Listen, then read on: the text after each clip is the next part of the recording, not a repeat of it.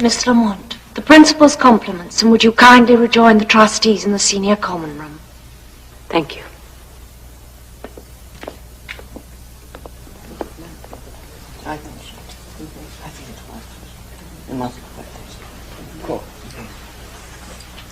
Would you please sit down?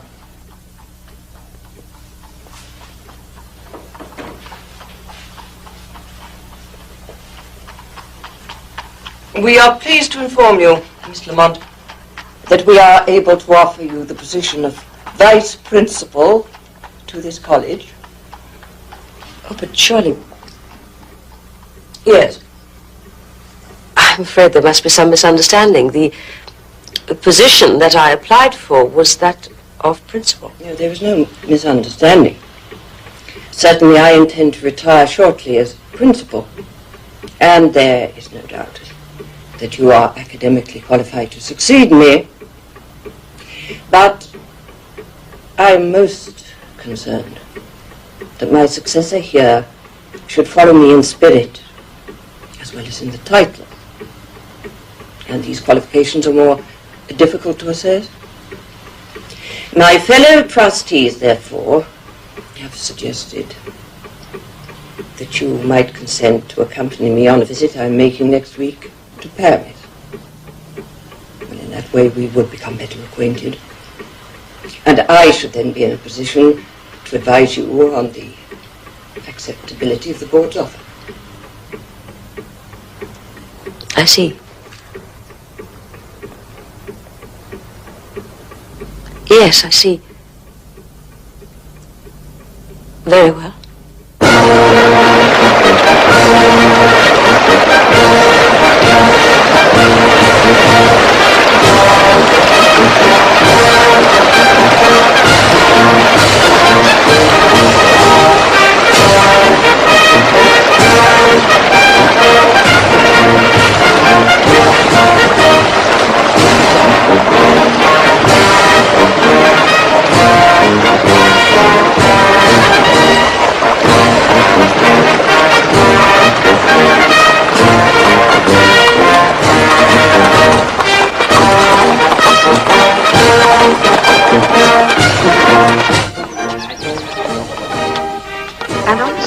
Hunting lodge of Louis XIII, it was decided to build a magnificent palace.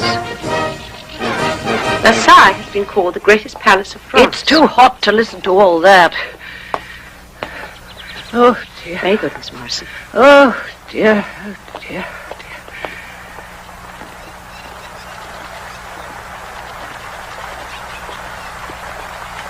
dear. We can read it back at the hotel. The gardens are delightful. If it is too hot in the palace, perhaps the shade of the trees might be more agreeable. Shade? Oh. There's a lovely breeze. It should be cooler there. Shade.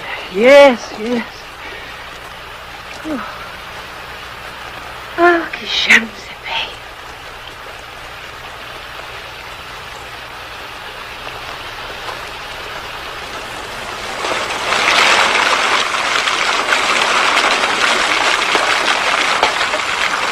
If you wish, we could go that way to the Trianon. To the what? The two Trianon. The smaller one was Marie Antoinette's private chateau. I really must sit down. Oh, we can hire a carriage. What? There. The drive should be most pleasant. Oh, yes. Yes, yes.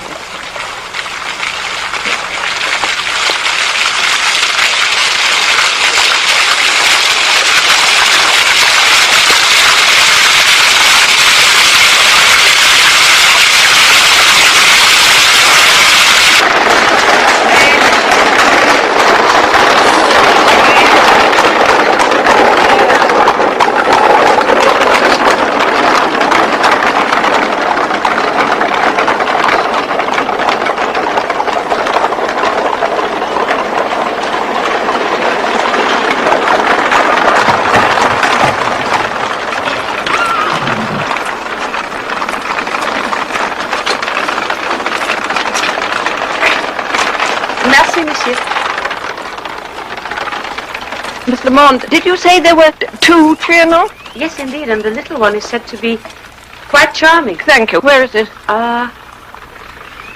Perhaps over there by the trees. Through that gate? Yes, I think so. Oh.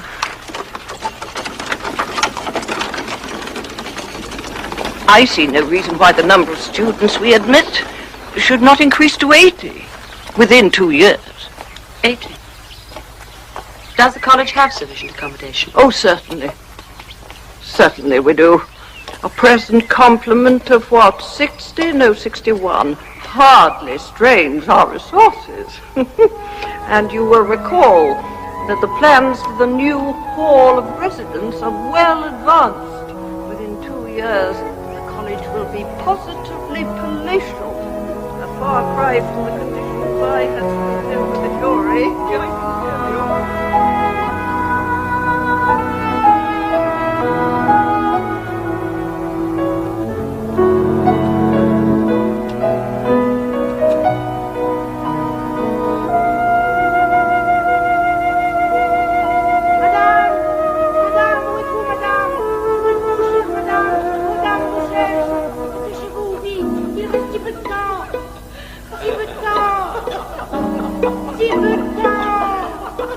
Je suis gardée à vue. Je ne parle à personne. Je fie à vous.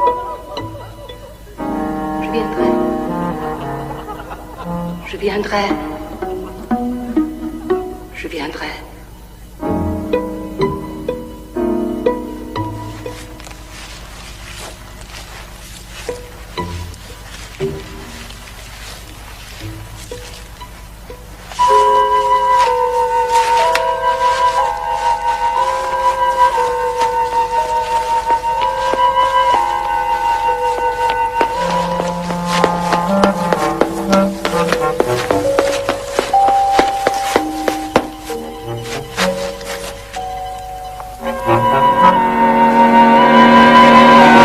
Madame, il ne faut pas passer par là.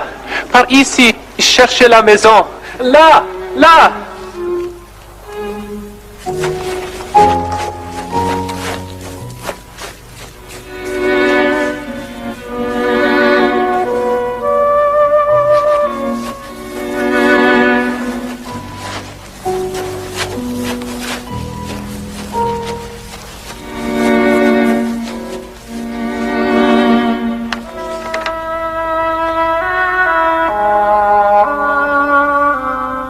Shall we try this way? Mm-hmm. It must lead to the Petit Trianon.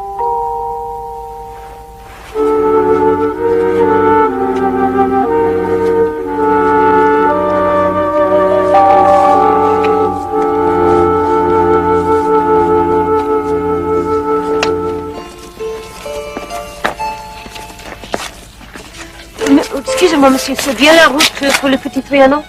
Tout droit, tout droit.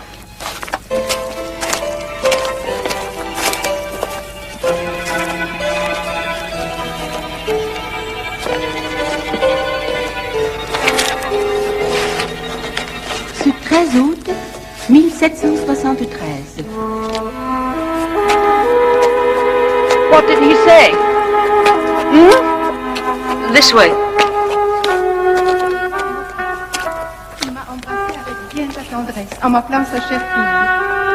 On a cru qu'il était bon de divulguer notre secret. Tout le monde en a eu beaucoup de joie. Depuis ce temps-là, il n'y a rien de décisif pour la grossesse. Mes règles sont venues le dernier du mois comme à l'ordinaire, avançant de quelques jours. Je ne désespère pas encore pour le mois de mai. Je suis plus fâchée que je n'osais lui dire que ce soit encore une fille. Mais j'espère bien qu'elle n'en restera pas là.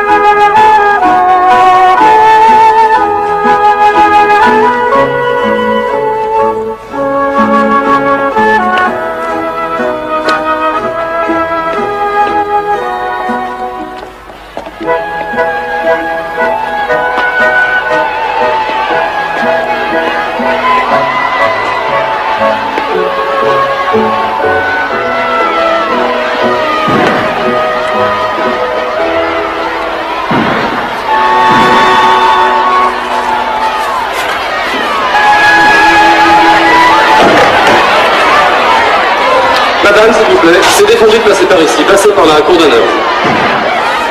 Miss Morris, Miss Morris, Miss Morris, Miss Morris, Miss Morris, Miss Morris, Miss Morris, Miss Morris, Miss Morris.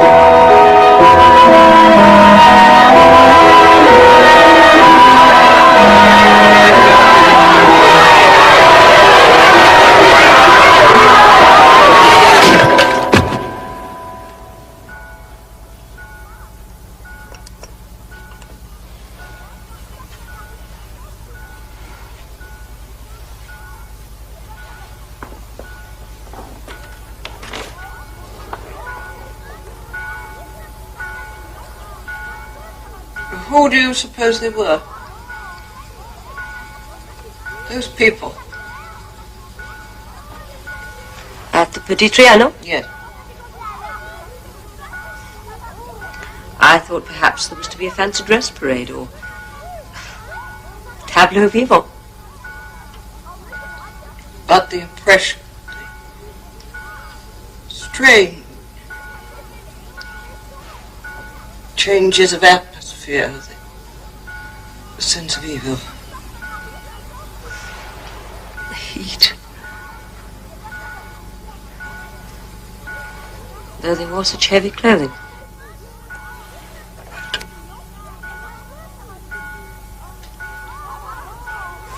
Perhaps they were rehearsing a play.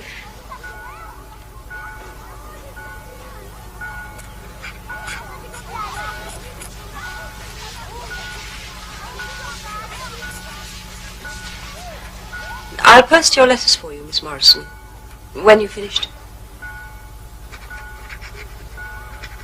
Shall I order you some tea?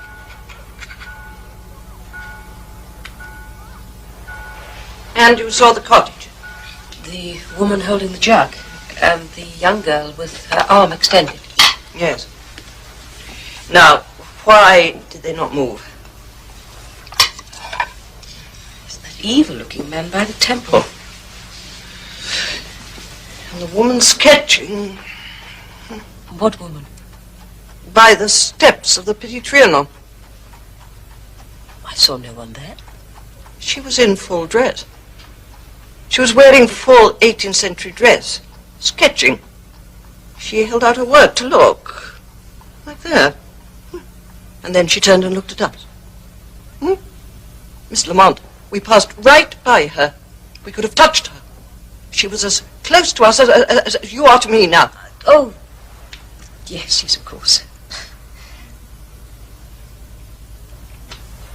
Thank you. What I remember most was the music. Yes, the brass band. No, this was quite different. It was woodwind band. It was most curious. Dee-da-da-dum-bum. Dee-da-da-dee-dum. Bum-ba-dum.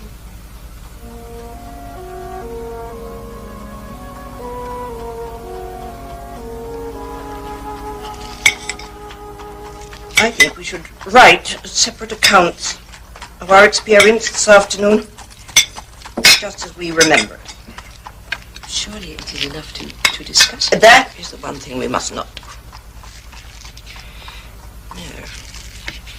It might be of some scientific interest. Very well, Miss Morison.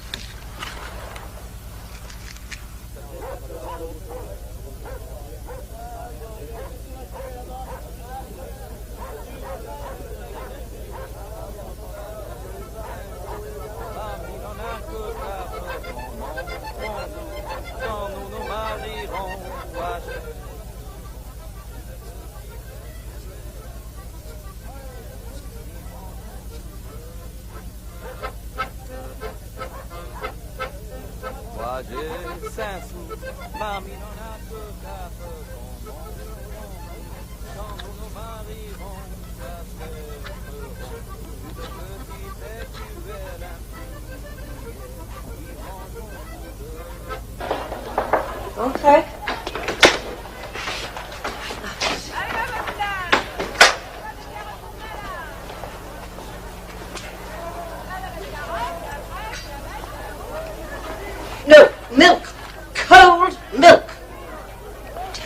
I want cold milk in my tea. Madame veut du lait dans son thé, s'il vous plaît. Et du lait froid. Du lait, tout de suite, madame.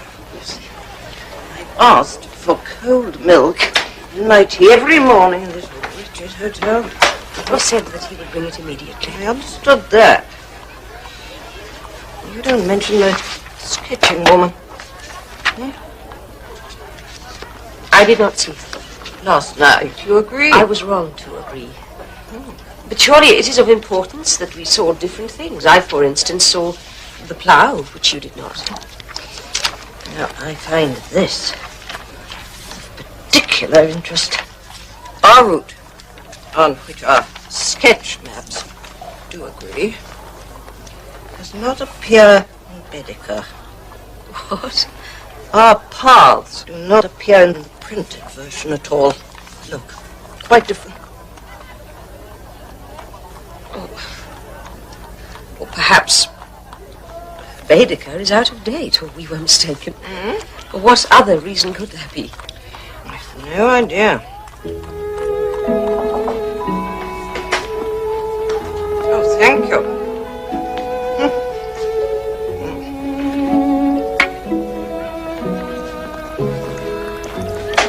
Miss Morison,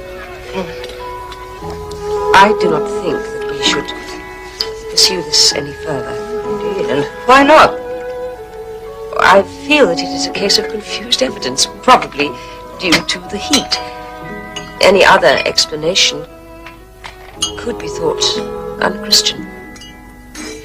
May I remind you that you are addressing the daughter of a Bishop of Romsey? What on earth can you mean? Well, I think what I'm trying to say is that psychic or paranormal Miss explanation... Lamont, we are in sacred trust to uphold the highest intellectual standards of our university. I do not expect the romances of the nursery tea table from you. Nevertheless, I think we will make further investigations. Yes, you will return to Versailles and make quite certain that Baedeker is mistaken. Yes, but surely... I must return to Oxford with the senior commodore. You will telegraph if you find anything of further interest.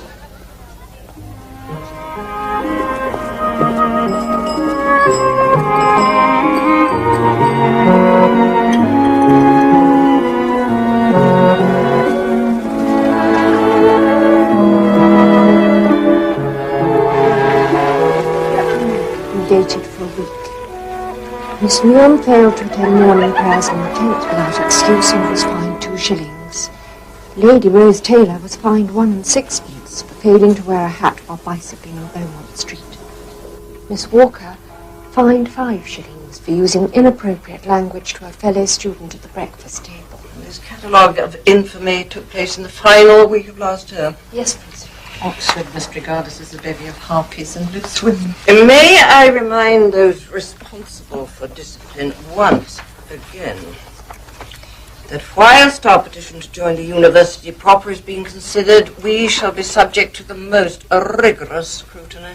There are those seeking any excuse to reject it. Do you really think so? I'm afraid that is the case. The general atmosphere of congregation is markedly unsympathetic. I myself feel... Of course, if that should happen, I would consider staying in office until we are accepted by the university. And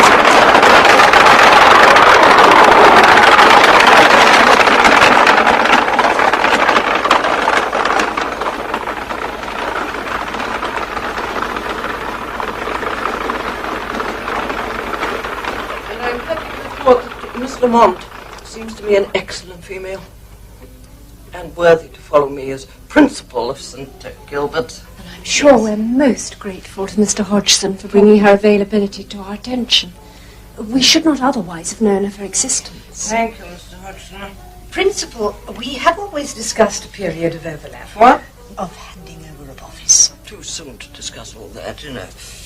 Well, a term, or, well, 2, perhaps. Should Miss Lamont not be given some indication as to when? Not necessary. But surely... She will make an excellent vice principal. Now, further business.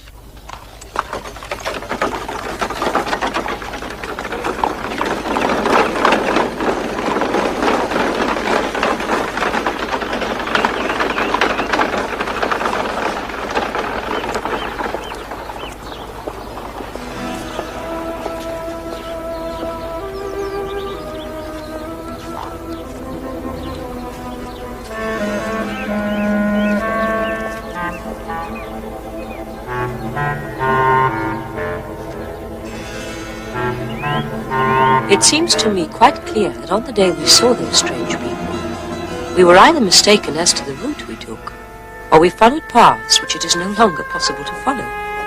Though how or why this can be, I do not know. For example, I recall that we took the right-hand turning after passing the two officials. Your sketch map confirms this. Instead of a thickly wooded area, there are gravel paths and neat lawns. Also, the pavilion we saw no longer exists.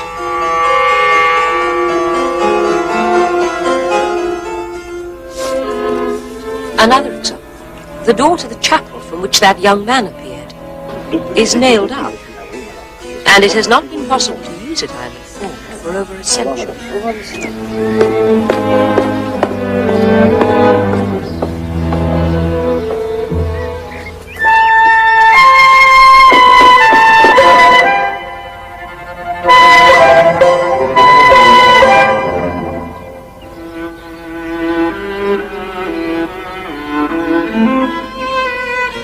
Exactly where you describe your lady sitting and sketching, there are large rhododendrons of many years' growth. C'est énigmatique, ça. P.S. I think I should remain here one more day for further research.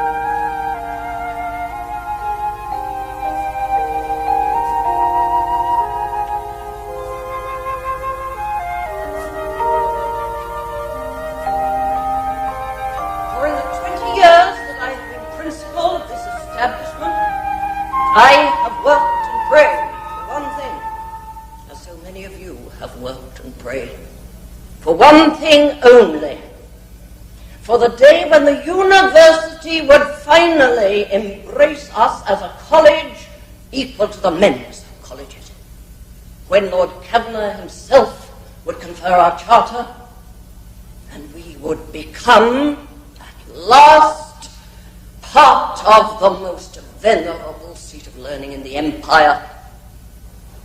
And that is why Miss Lamont will need the prayers of all of us. For the past decade, she has been headmistress of a most excellent school for young ladies near Watford. Her father is a rural dean. But, as my father, the Bishop of Romsey, would say, those with least experience sometimes flourish best. Every male eye in Oxford will be upon us, scrutinizing, examining, scouring for any excuse to deny us this recognition. And why? Because we are women. Women! How dreadful, they cry. Women at Oxford, women seeking degrees, attending lectures, seeking higher education, as serious scholars and philosophers. Mere women cannot matter. What can a woman offer to scholarship?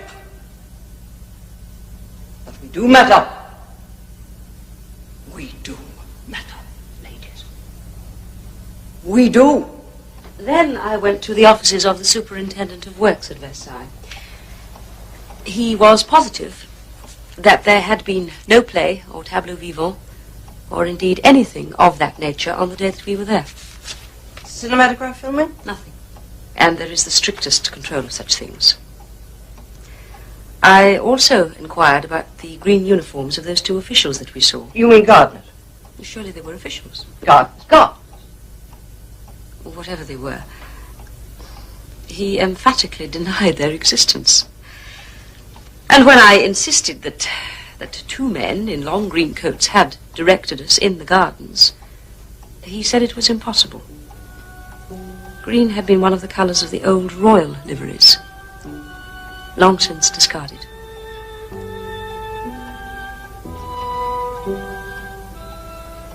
You've made a report? Not yet. Well, kindly do, sir, this afternoon. I was intending to move into my rooms this afternoon. The carrier has delivered my trunks. This evening.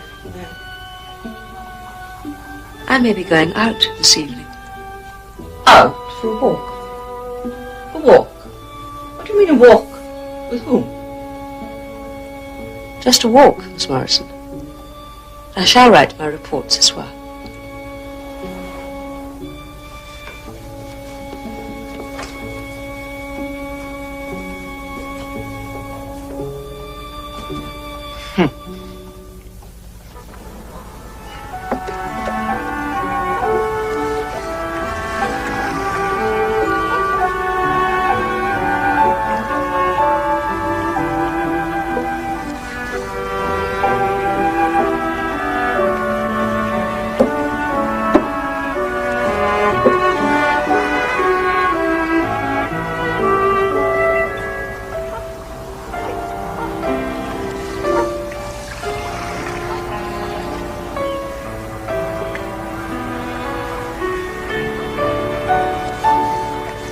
I'm so grateful to you for proposing me for this position.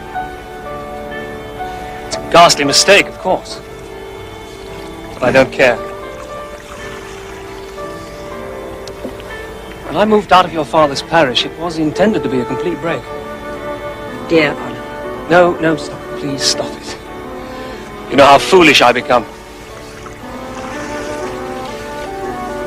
I do come alive when I see you. What a lovely thing to say. It's true. Can't help it. Wish I could.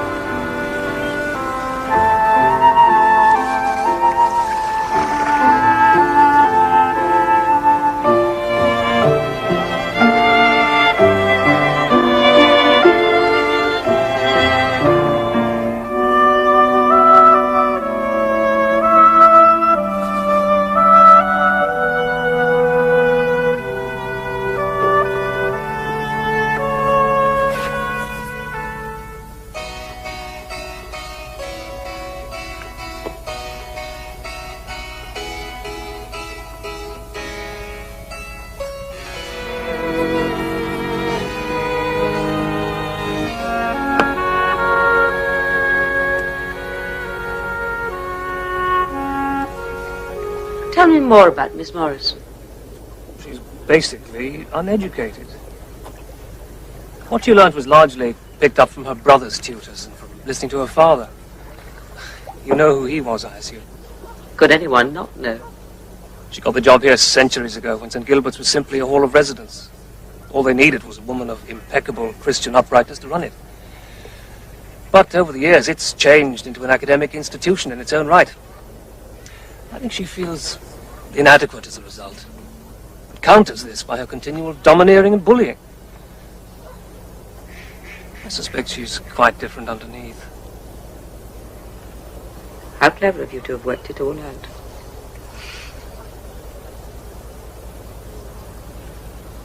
I may need your help with her, Oliver. Would you help me? You know the answer to that. I would like you to read something of great interest. My notes on something very odd which happened when we were at Versailles. When we get back, will you come to my rooms? To see the notes. I would like you to see my new rooms in any case.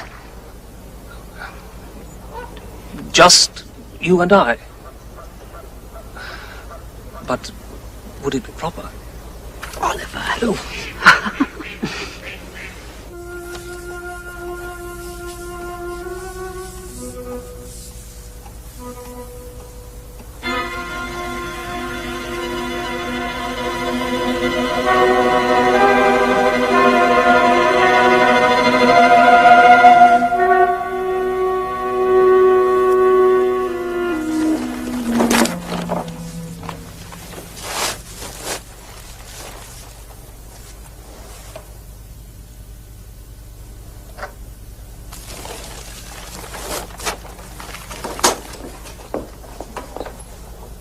Oh.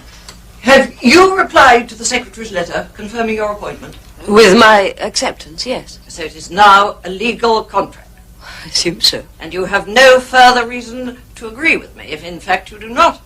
Miss Morison? I must ask. It's important. I'm not the foolishly imperceptive old woman I'm sometimes taken to be. I assume that you are referring to our experience at Versailles. Of course, naturally. Well, then, I have no reason or desire to pretend about such matters, quite the reverse. Good. Good. Because I find this evidence of a Creole courtier at Marie Antoinette's court of particular interest. The Comte de Jourdain. Yes. A Creole whose face was deeply marked with smallpox, a close personal friend of the Queen's, frequently at Versailles. Obviously. Well, obviously. The evil-looking man on the steps of the little pavilion. Obviously.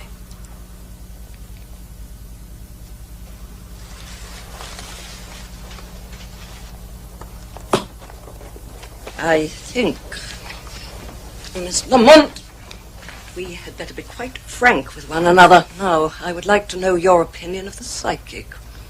The paranormal is, I believe, the fashionable phrase.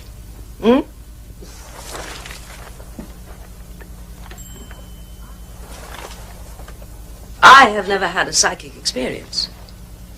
All forms of occultism appear unwholesome and repulsive to me. We are both daughters of English clergymen. I'm sure your feelings are as mine on the subject. Of course. Nevertheless, there is too great a body of scientific evidence to support the possibility of such things to be able to dismiss them altogether. Evidence? Sir Patrick Corcoran has photographed apparitions in his laboratory. Mr. Balfour is a publicly declared believer, so is Lord Tennyson, Dr. John Quayle.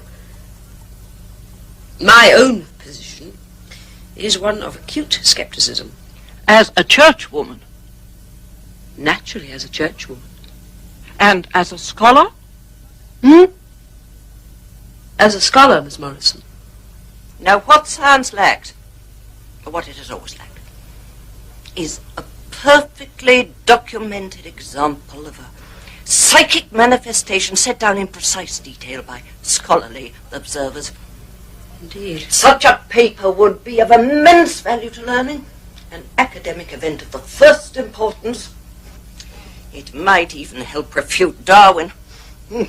So he qualified to investigate such things. And who better qualified? There is, I believe, a scientific body which is devoted... The Society for Psychical Research. Yes, I've obtained their address now. We will interview their officers and then decide whether we allow them to publish our evidence. And meanwhile... Miss Morison, what exactly do you think that we saw? Well, what do you think is the explanation for what happened? I think it conceivable. I think that we, in some way, peeped through a curtain of time. We understand as little about time as in the 15th century was understood about gravity. Someone has to stumble upon the key. A new Galileo, a Newton, the apple falling on his head. But that is the explanation for what happened. Why do you suppose that you saw things that I did not? My father was a bishop, Miss Lamont.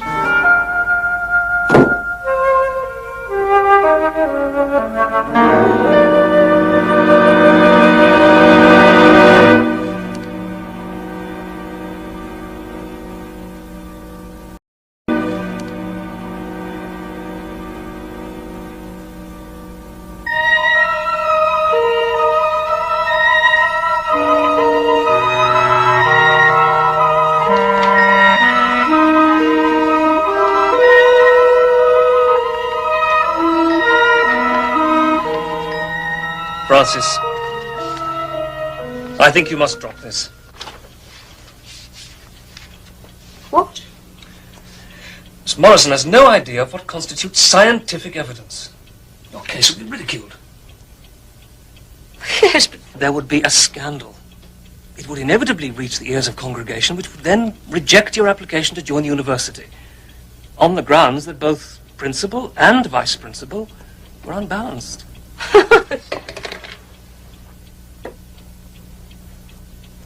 I thought you were my friend. And so I am. That is why I say what I do.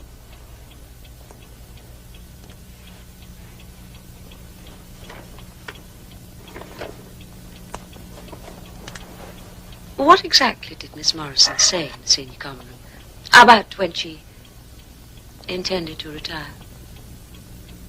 You know that's confidential. Surely you can tell me.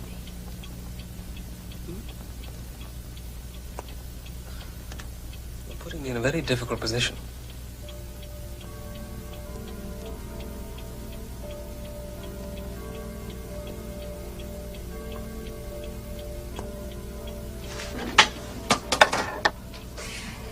You know, I've never been to Blenheim Palace, and I would so like to go. Would you take me one day? We could take a picnic. You can hire a gig, and I'll arrange the food and wine. It would be a lovely day together. Francis. Oh, you are such a friend. Shall we say Wednesday? And I promise not a word about any of this. Good night, Francis.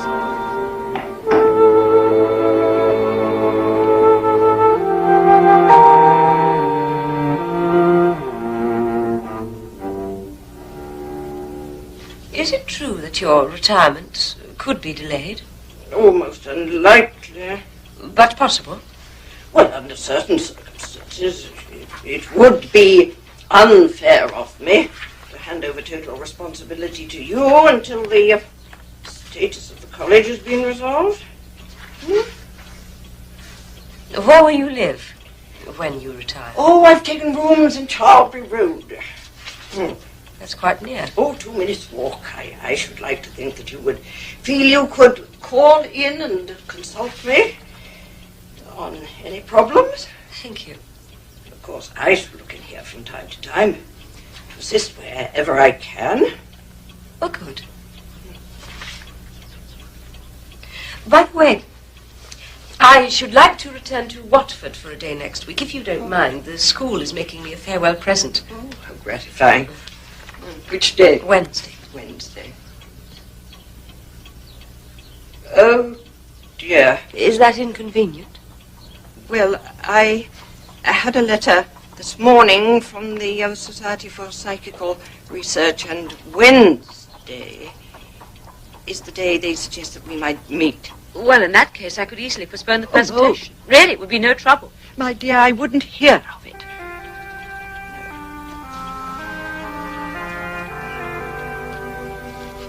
I shall miss you.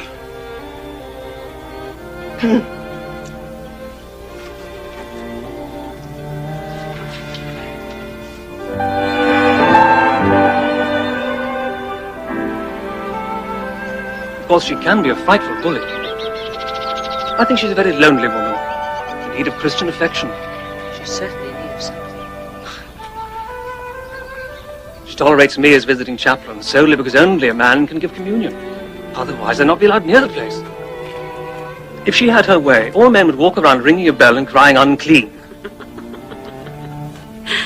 Oh, Oliver, it is good to see you. You can imagine how good it is for me.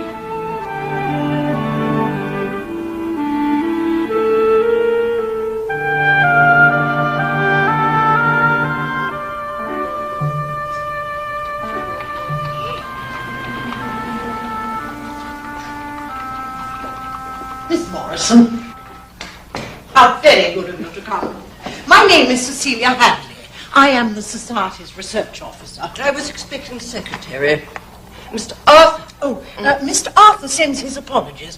Unfortunately, when you had to alter your appointment from Thursday to Wednesday, Mr. Arthur was already engaged. Well, the principal of an Oxford college cannot always predict when she will be at liberty, Miss Hadley. No, indeed. I am Dr. Hadley, by the way. I beg your pardon. Not at all. Now, I've read your report and examined your sketches. Most diverting. But why come to us? Well, surely you examine such cases. We're a scientific body, not a spook. Nor are we spiritualists, table rappers, ectoplasmicists, crystal gazers, or any of that nonsense. I do understand. Though I have often said we should perhaps practice clairvoyance. It would save us so much on the postage. I'm not at all sure that this case is one for us, however. Indeed, why not? Well, because you were by yourself. That weakens the scientific value of your evidence. Well, I was not entirely by myself. Not by yourself? No, my vice principal, Miss Lamont, was with me. You did mention that in your paper. Did she also have these experiences? Some of them. Did she write them up? Yes, but... Oh, well then. But she did not see all that I saw. Mine is the only complete account. Oh, nevertheless, the evidence is far stronger with two, by the ordinary logic of investigation. If we investigate this case, we guarantee absolute anonymity. You realize that? Yes, I see. A small paragraph to announce the matter in our monthly journal would give no clue as to who you were. I'm sure you would wish that. Of course, I'm relieved. Yes. I will suggest to the research committee that they should interview you to ascertain if there is a case worth investigation. Worth investigation? Oh, no reflection on you, my dear Miss Morison, but on your method of observation and record. My integrity has never been questioned in my life. Oh, no, of course. And my father, the Bishop of Romsey. Oh, you are aware of that. Oh, indeed, yes. My brother mentioned it only this morning. Your brother? The Archbishop of York.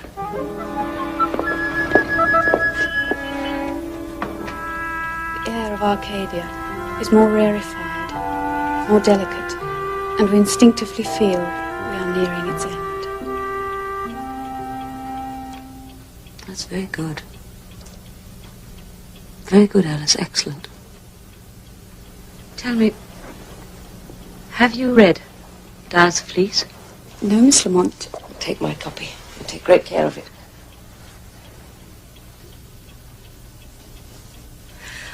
Those flowers were given to me by a very dear friend of mine. Alice Lamour. Miss Lamont, we're not called by our Christian names here. Well, I think it's high time we started, don't you? But are there no conditions in the catering contract about variety? There is something about it. Oh, it is so dull. And cold blancmange covered with hundreds and thousands for every pudding. It is a bit monotonous. Right, Alexandra. Insist on a different menu each day of the week. Yes, Mr. Lamont. Telephone if you wish. Telephone? The apparatus is to be installed on Friday.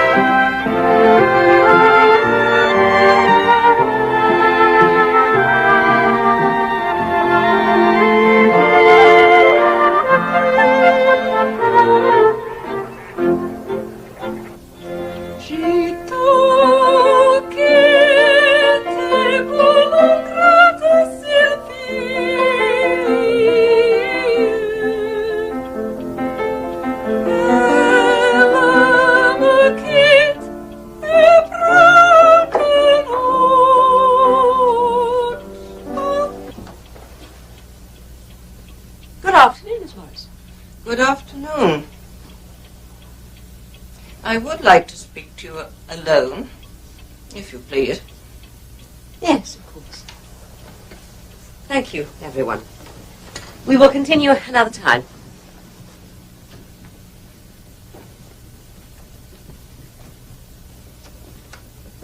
That girl has an excellent voice. She should be encouraged. And what on earth was all that about? I beg your pardon? All the students in your room? I was holding a little soiree. A soiree? Oh. I get to know them so much better when we can talk as friends. Oh, is this another of your innovations? I understand you've been announcing yourself as something of a new broom about my college. Miss Morison.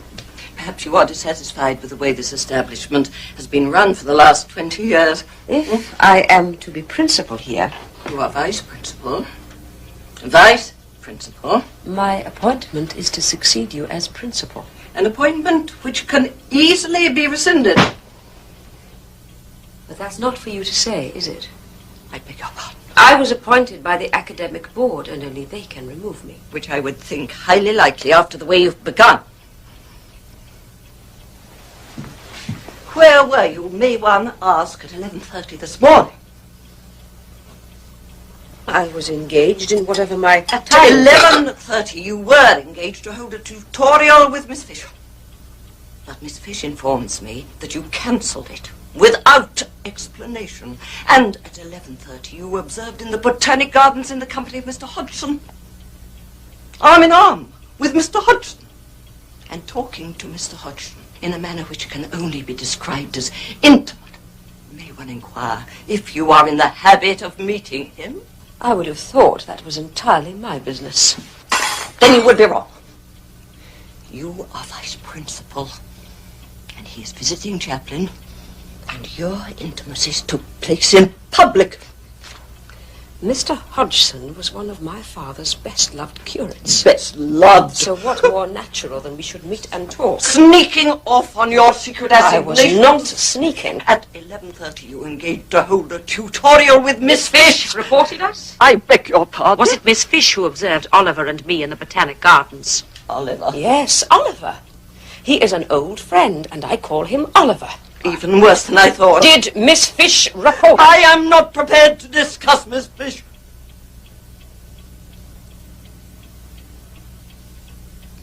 Oh, my dear, I am so sorry. Oh.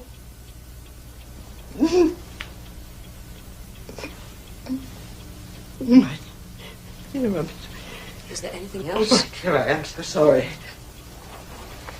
Is there anything else that you wish to discuss? I've become so stupid and in such a harouche with myself. Will you please forgive me? Yes, of course. Now, is there anything... Please. Please forgive that stupid old woman. I'm so sorry. Everyone is so fond. So fond of.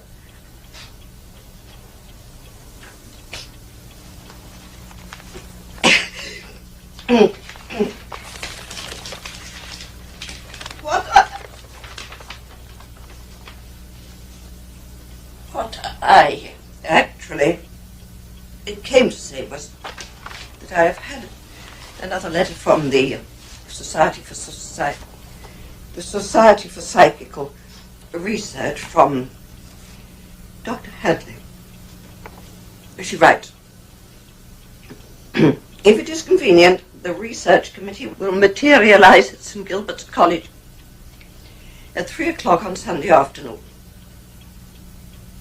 Now, is that convenient to you, my dear? Then we will put them in the senior common room, I think.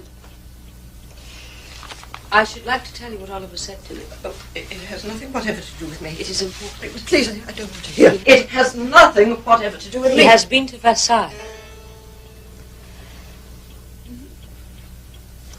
He is deeply concerned at our position, as he calls it. And he went to Versailles to look for himself.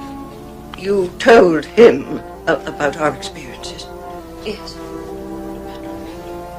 We agreed not. It seemed essential to obtain his opinion. He said, If Mr. Hodgson has opinions on this matter, well, I would prefer to hear them for myself.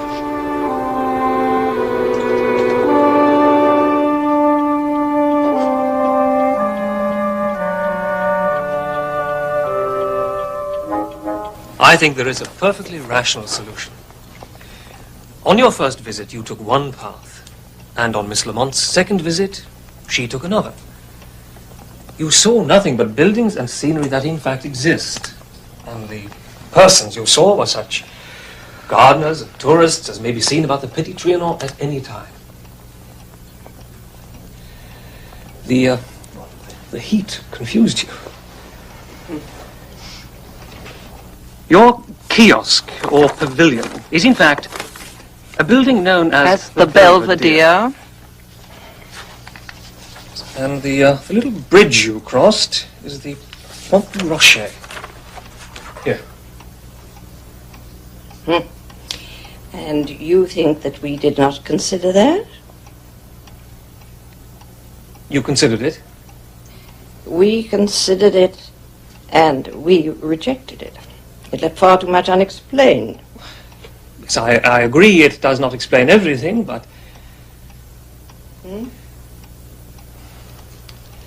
I do beg you to drop this matter. I beg you. I understand you are meeting the Society for Psychical Research on Sunday. Thank you, Mr. Hodgson.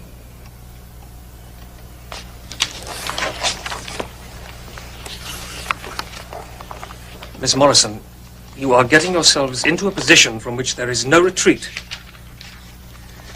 I do beg you to read my suggestions. You may leave them.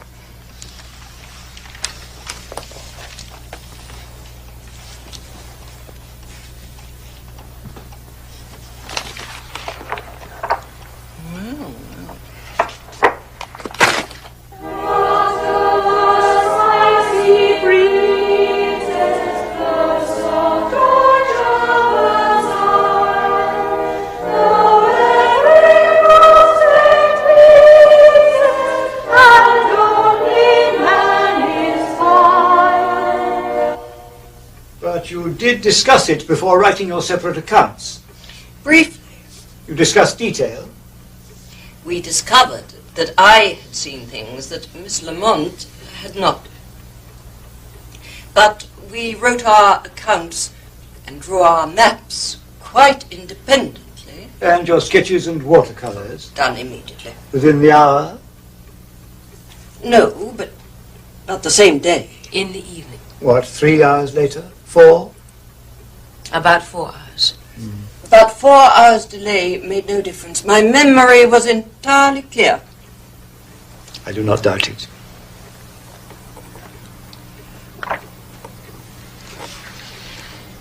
The lady you saw sketching? No, I saw her. Miss Lamont did not. How many times did you see her? Twice. Once when you passed her, and once when you looked back from the terrace of the Petit Trianon? Yes. Which of those two occasions does this represent? The second. A white fichu over a green bodice, little line of gold near the edge. Are you quite sure it was a single fichu? Quite sure. May I show the committee these? Thank you. They are leaves from the journal of Madame Eloff, the Queen's milliner, which we had copied photographically from the original manuscript. Now, she writes that in 1789, the Queen had very few dresses made. But in July and September of that year, 2 green silk bodices and many large white single fichus were made for Her Majesty. And you will see that her sketches agree with Miss Morison's watercolour.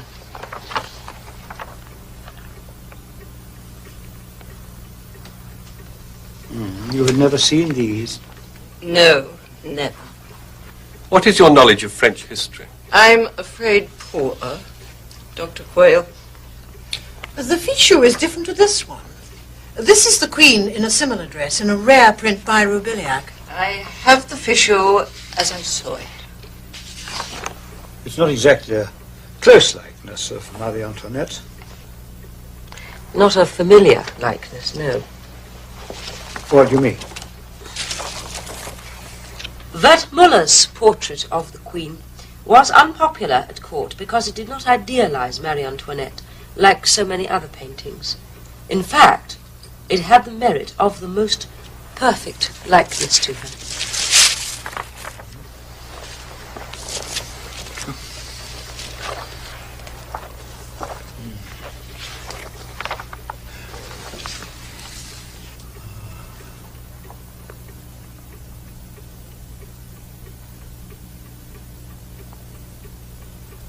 Miss Flamont, do you think the date on which you had these experiences is significant? The date you went to Versailles? September the 5th. On that very same day in 1792, the September massacres were at their height. The time of the revolution. 1,400 state prisoners horribly butchered in their cells. The Queen herself feared the same end.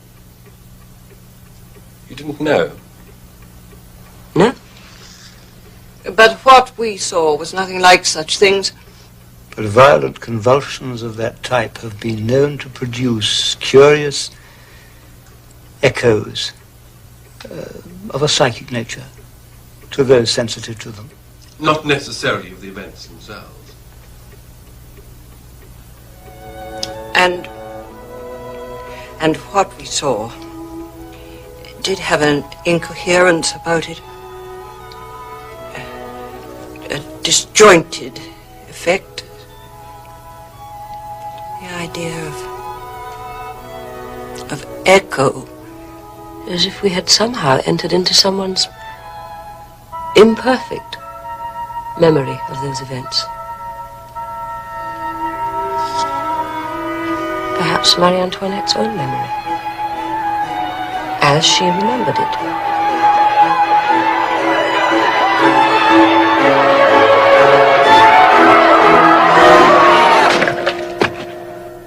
Also, it's known that a messenger was sent to the Trianon to warn the Queen of the approach of the mob from Paris.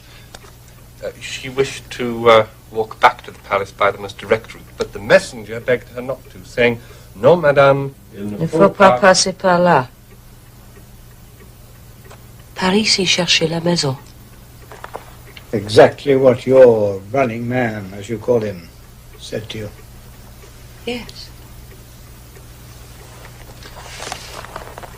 We have saved our most important evidence until last. As part of our researches, we naturally examined every ancient map that we could find relating to the gardens of Versailles. And only last week we received a copy of the most interesting of these maps, showing the gardens as they were when they were laid out in 1785. It was found in a house at Moberly 6 months ago. The chimney was being swept. When down it fell, charred by smoke and flames, as you can see. It was sent to the director of the Bibliothèque Nationale, who, knowing of our researches, wrote to me about it. Now, it shows the paths with absolute clarity. Yes, paths which were destroyed when the gardens were redesigned in 1802. Now, if you will compare this map with our sketch map, you will see that on September the 5th of this year, we were following paths which had been destroyed nearly 100 years ago.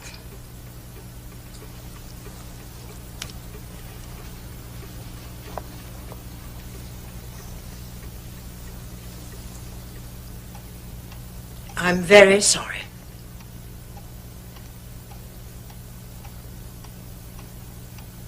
Not publish. The committee felt. Not pursue the inquiry. The committee felt that it can only take up cases where the evidence is absolutely watertight. But the Marie Antoinette print. The map. Discovered last June, before you went to Versailles. But we did not see it. Neither of us knew of its existence. Nevertheless, perhaps you are accusing us of lying, Miss Morison. I'm all right. I'm perfectly all right. Yes, indeed. Very well, Miss Hadley. Dr. Hadley. I will publish myself. I will have it privately printed. I will publish it under our own names from this college. No. What do you mean? How dare you? may not publish it from this college. It would cause a scandal. Then let it. Let it. At a time when we are seeking a charter of incorporation to the university, that would be suicidal. I will write a preface. I will refer to scholars all down the ages having to battle against ignorance, superstition, and the refusal to face new evidence. Miss Morison. Our petition would be refused. I did see them. I did.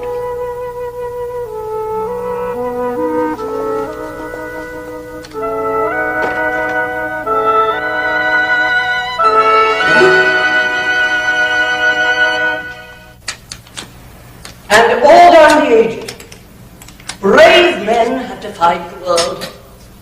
When the world tried to suppress a great discovery, Galileo was brought before the Inquisition and condemned for heresy,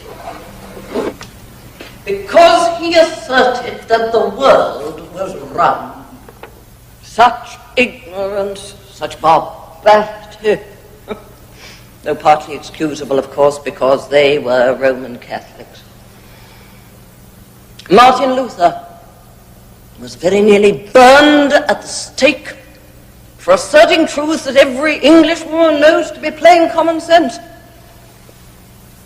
And our blessed Saviour himself suffered that the truth might be proclaimed throughout the world. And this tradition continues. Indeed, it is in our very midst. In this chapel, you will find copies of a new book, published anonymously, in which the learned authoresses describe in detail certain extraordinary experiences they had and draw scientific conclusions of incalculable importance. And I have no doubt that they too will be rejected and despised of men. But we must all fight and strive for the truth. Yes, copies may be obtained at the back. 3 and 6 or 3 for 10 shillings. Next to the collecting box for the society. The Hebdomadal Council of the University has written to say they'll take no decision about our petition for some months. They understand certain changes in command are contemplated at St. Gilbert's, and they wish to consider those changes.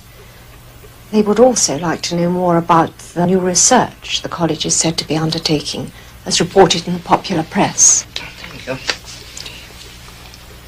Write and inform the Hebdomadal Council that this establishment is a temple of learning. We do not peruse the popular press. Principal, it is widely believed that you yourself are engaged in... What? Well, in certain researches. In my own time, Bertha, and at my own expense. So I fail to see what that has to do with the Hebdomadal Council. Now, as to the postponement of their decision, that means that I shall have to delay my retirement. Delay? A great vexation. A great vexation, but there we are. Are you quite certain that is what they mean? Their letter says... They are fearful of changes at the helm, Mr. Hodgson. And after 20 years with one captain, well, that is understandable. My dear Miss Morison, they know the old captain. Could it not be that they wish to assess the new one? They don't mean that at all. In that case, I am afraid I must resign. My appointment as principal has already been delayed. I am afraid I could not possibly agree to a further postponement. If you must go, you must. I have never hidden my intention to stay on in certain circumstances. I'm sure no one here wishes to detain you.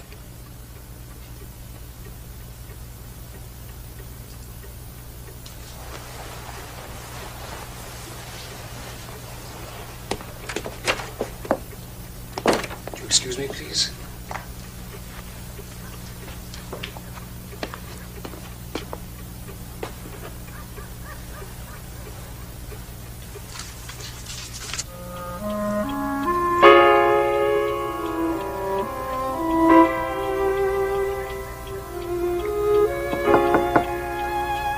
Francis? Francis, I should like to speak with you.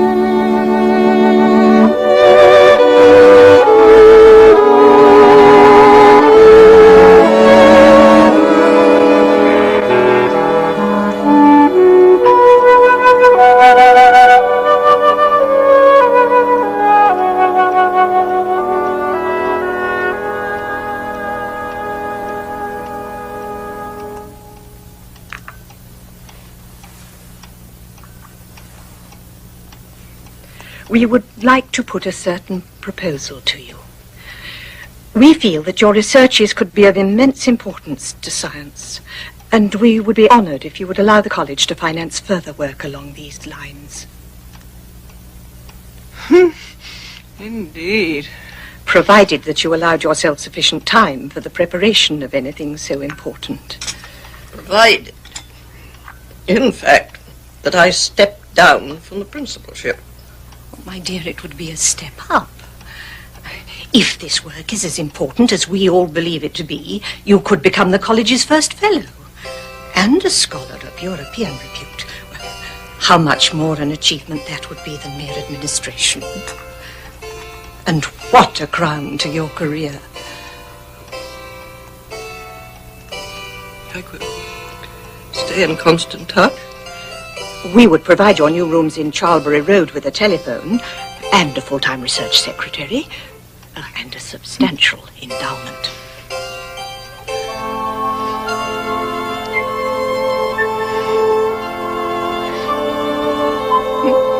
I will consider it, Louisa. I'll consider it. What do we do? The author's identity is an open secret. Not altogether open. Oh, surely in academic circles. Within the university, yes. That is what I fear.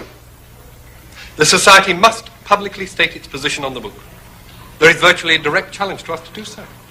In the preface. Can't we simply ignore it?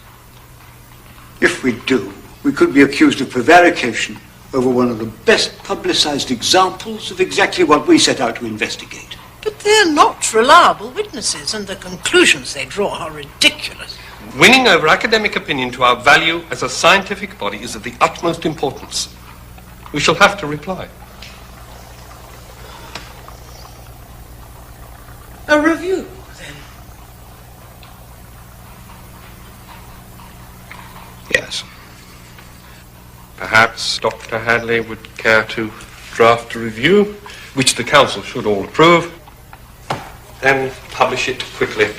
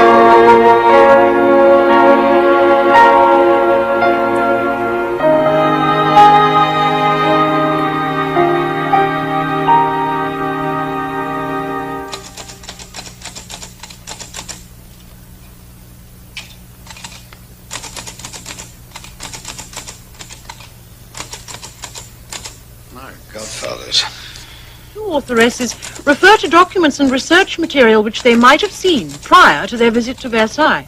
They cannot therefore prove that their so-called psychical experiences ever took place. This is an attack on our integrity and reliability as witnesses of that wretched Hadley woman. She also accuses us of failing to carry out essential research. Oh, that is ridiculous. No, she has a point. The matters that she lists there, it is quite true, we did not cover everything. But how dare she question our integrity? How dare she? We'll become the laughing stock of Oxford. Well, it's unfortunate that Oxford knows so much about it. We will write a letter to them demanding an apology. No, because we are not named, neither in the book itself nor in the review, so we have no grounds to sue. I have ascertained that. You have spoken to your solicitor. Certainly, I'm not going to begin my tenure as principal under a slur like this. Oh, my dear. Now, you must return to Versailles. What? And carry out the research that we are accused of omitting. Dear, my French, no, it's inadequate. Now, together. We should go together. As to the libel, we will write a letter to the Times, publicly declaring ourselves to be the authors and demanding a retraction and an apology. You've seen it. It's brave of them. I would say foolhardy. Oxford must be appalled. The level of senior common room hum has gone up about 3 octaves. All the old dreadnoughts who oppose women's colleges are wallowing in it. What do we do? Nothing. What? We should have had the review read by a solicitor. That, I admit, was a mistake. It never occurred to me. But it was our honest opinion. We have nothing to retract. They won't leave it at that. Une maison. Oh, madame, avez-vous seen une femme avec un petit girl, fille, dans un cottage. Un cottage. Oh, L'agent. They don't speak English. Can you help me? Comment pas? Non? Oh, mon Dieu.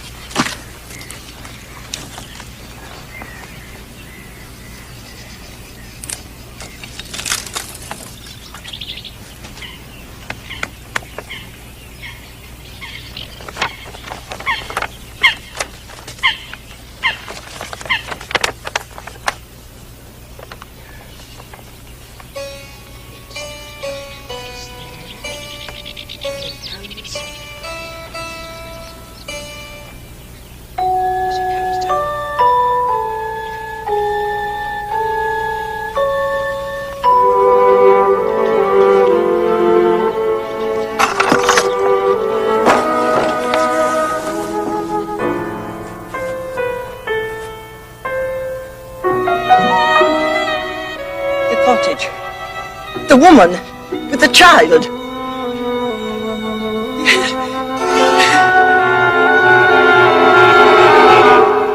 Topping, Neat and Smith say it's an interesting point of law.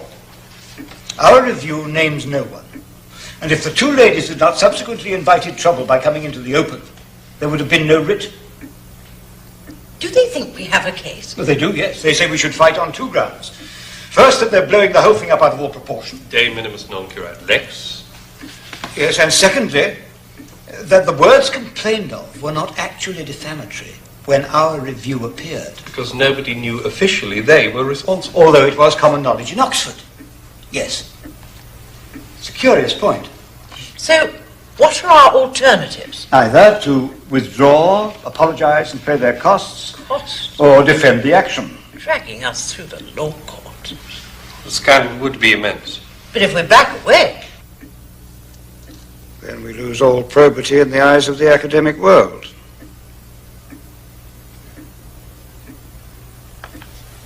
Then we've no choice. You have issued the writ. Yes. And has a date actually been set down? In 3 months' time in the High Court. Do you think we should go that far? We discussed this before you went to Versailles. We discussed it, and now we have some more information. The music has been identified by the Conservatoire National. 12 bars from an unpublished ballet by Grétry, who died in 1813. I had a letter from them only this morning. But surely our points are made. The book is out, our arguments are put. Has something happened? What? Did something happen at Versailles? I covered all the points that we discussed. When can you come see me? Well, I shall come immediately. Oh, good. Good. Good. I am a little troubled about some of it. Goodbye, my dear.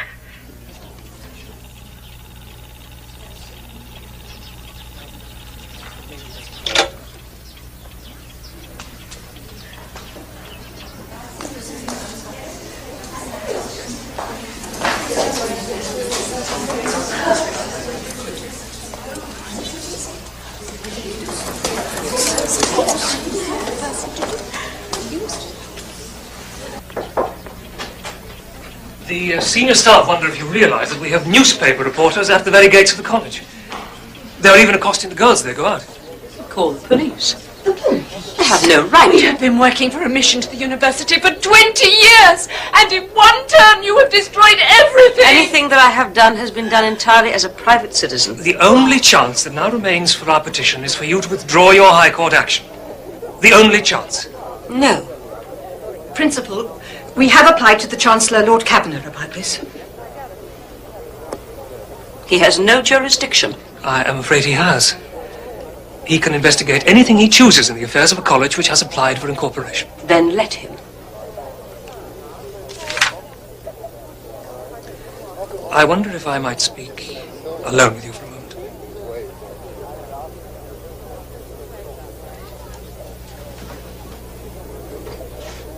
Francis, listen. I'm afraid it will not be possible to renew your engagement as our chaplain. What? Your position is reviewed every 3 years, I believe. Francis. I'm sure you will have no trouble in finding a new position.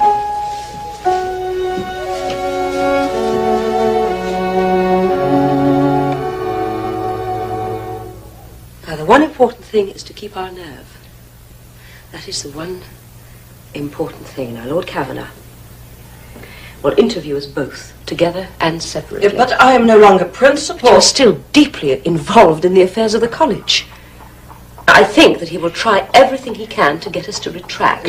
But the one essential is to stick like limpets to what we know to be true. Because if we waver, we will lose and we will be wholly discredited. Francis! Listen!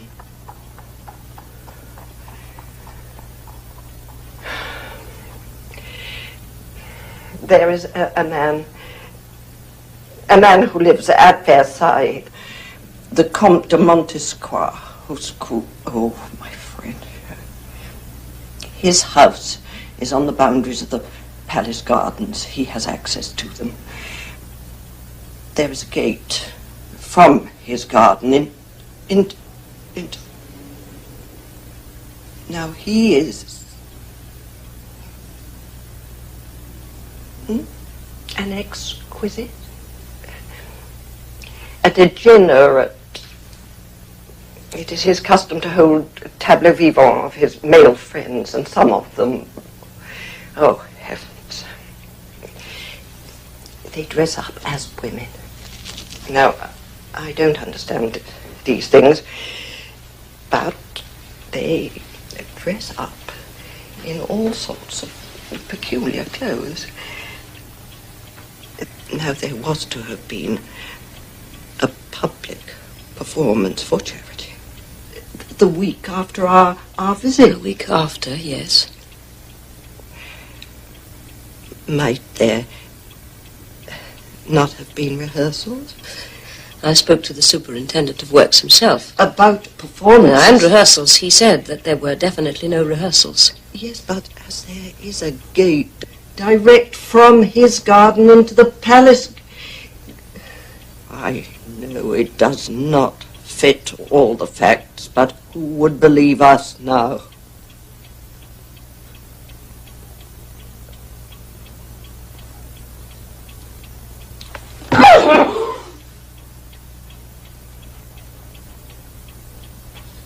I've never enjoyed a book more. My wife's bored with my constantly quoting from it. It is astute, deeply impressive, and reaches conclusions of the highest importance. I congratulate you most sincerely. Thank you. Could you sign my copy? Sign it, Lord Kavanagh. Autograph it for me. I would so value that.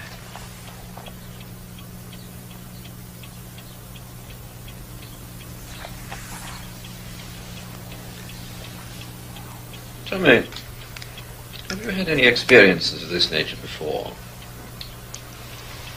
No.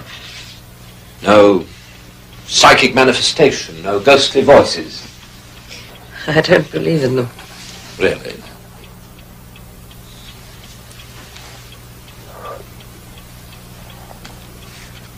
This was an isolated experience which we recorded as carefully as we could. It is a model of clarity. Thank you. And there is no possibility that you might have been mistaken? None. Not the teeniest crack? None. Excellent. Tell me, what do you think about Miss Morison? Think of her. Her integrity, her reliability as a witness. She is a woman of strong character. She saw things that you did not. Yes. What was your attitude to that? I agreed at first, but later made my position clear. Why was that? Why did you agree at first? This is in confidence. Totally, absolutely. I was being sounded out for the post of principal, and I did not wish to seem... Uncooperative. Inflexible. You were humouring an old fool. No. I do beg your pardon. She has become a very dear friend. You love her? Yes, I do.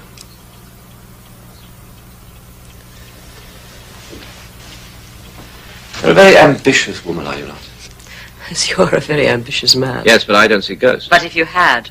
I should have kept quiet about them. Do you think Mr. Gladstone would have appointed me Attorney General if I told him I saw spooks? You see, I believe you. I do think you saw these things, and that your book will turn out to be a milestone of natural science. That is not the point. I also passionately believe in women's education, and it is essential that this college is accepted into the university. You wish me to withdraw my action for political expediency? Exactly, precisely. I know that I can persuade the Hebdomadal Council to grant your petition if you do that.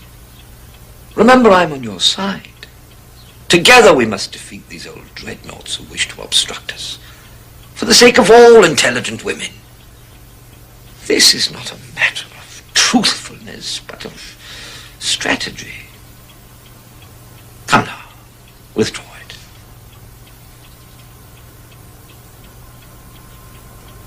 No. You know why I'm here. Yes. And why it's so important. Oh. Of course you do. With anyone else, I would use guile, flattery, diplomacy. But you're too intelligent for those House of Commons tricks. Though I do them rather well. I've heard you. Oh, you've attended debates. I particularly remember your closing address on the India Bill. Yes, sheer fireworks. Ah, yes, I did enjoy myself rather over that one. And my father took me. You remember my father? Remember him? My goodness, I still quake to hear his name. He was a fearsome classics master, you know, and a magnificent bishop. And a great man. A great man, a great man. And an excellent father, I have no doubt. Of course. He could be rather strict. Strict, of course. And he was not the easiest of men to talk to. You astonish me. Oh, I assure you. I often tried to discuss things with him. I think he thought a girl, you know. I was a fool. Miss Morris. Yes, I'd never come to anything. I'd never do anything. But look what you have done. Good gracious, look at your college. Your college, which you've brought from nothing to the very brink of success. Which is why you're here. Which is why I'm here. I should like to ask you a favor. Tea.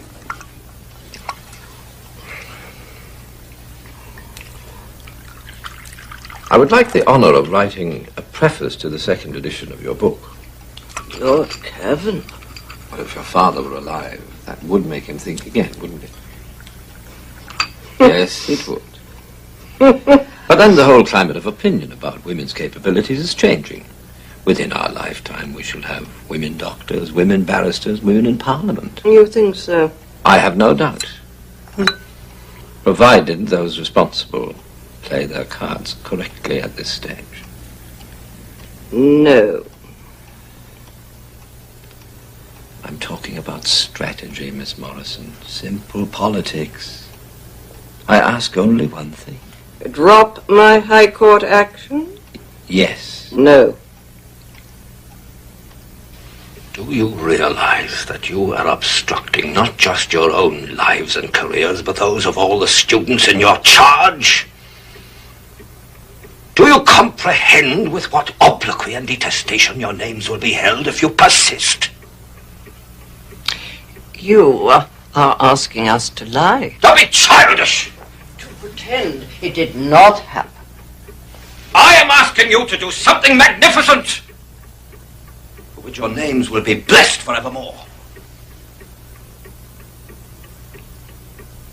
You do realize what would happen if you do not. I shall recommend in my report that you are removed from the principalship, Miss Lamont, and that your endowment is cut off, Miss Morison. The college would then be accepted into the university, and your 20 years' work would have got you nowhere. You wouldn't do such a thing.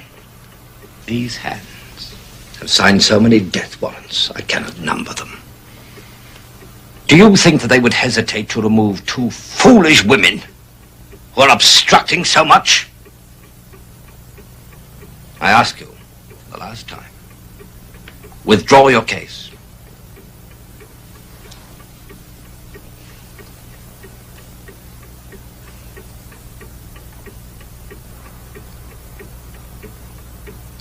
Pig's piddle. Cow pat.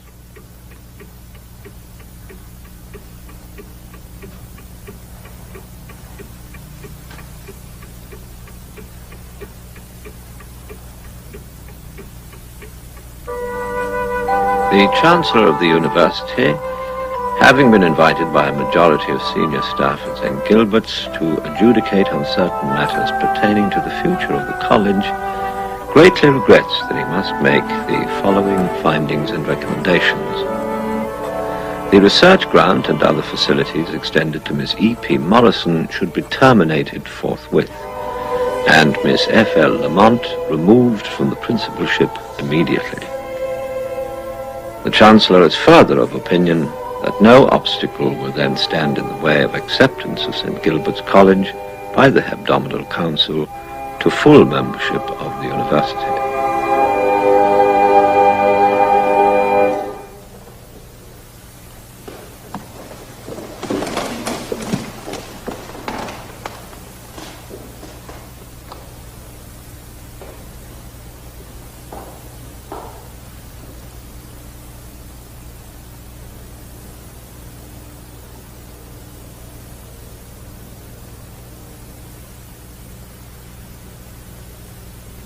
In every life, there comes a time for courage. A time when you must stand up and declare what you believe at the top of your voice. However painful, however inconvenient, no matter what the consequences, or life is simply not worth living. I came to this college after 20 years of hard work, of toiling and grinding to educate myself and to pull myself out of the genteel ecclesiastical poverty into which I was born. And I became principal of this college before my 40th birthday. And that means more to me than most of you can begin to understand. I have held this post for less than 1 year because I stood up for what I believed and you got rid of me. Oh, how much would you have preferred a comforting, comfortable principal who caused you no scandal?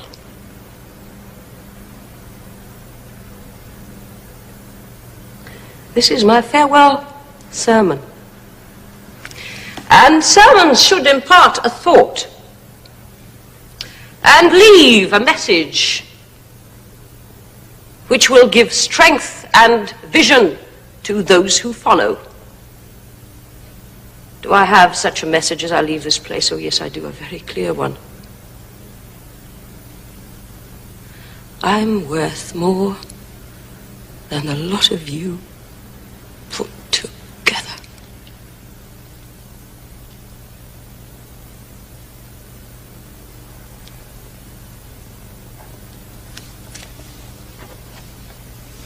Now, the spare room is already free of Francis. It's quiet there. Do you remember? Yes. I've made some alterations. I do hope you'll be comfortable. Now, the porters can bring round your things from the college tomorrow. Why did you have to tell me? What, my dear? God, don't just keep. Because it's what happened. I know it's not the explanation of what we saw, but politics. Yes, politics.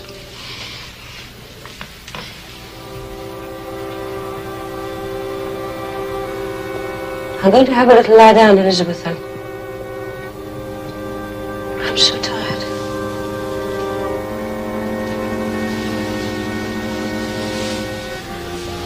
Dear old Oxford, home of lost causes and forsaken beliefs. And unpopular names. Nichols and loiters.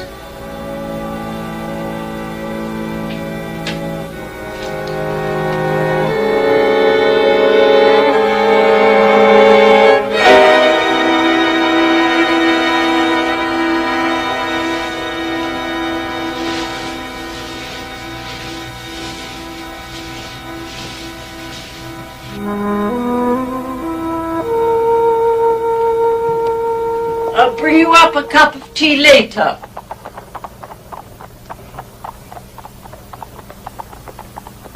Once I have laughed at the power of love, and twice at the grip of the grave, and thrice I have patted my God on the head that men might call me brave.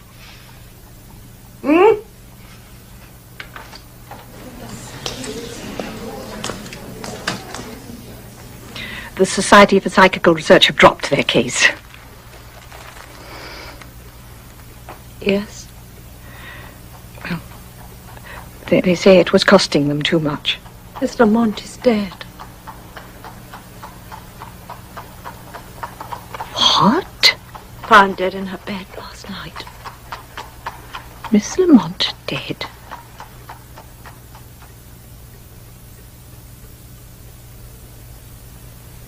Miss Morison, we were deeply shocked. Society sends its profoundest condolences. Thank you. Thank you. And for the wreath. You know we are withdrawing from the High Court action. We will pay all costs. And we are entering the details of the case in our monthly journal. Indeed. Oh, yes. We consider there is now enough evidence. Yes. Well. Excuse me.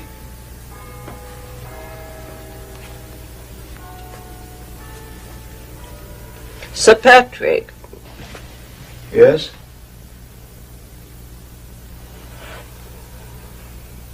We did see them. Of course. We did see them. No doubt at all. We saw them.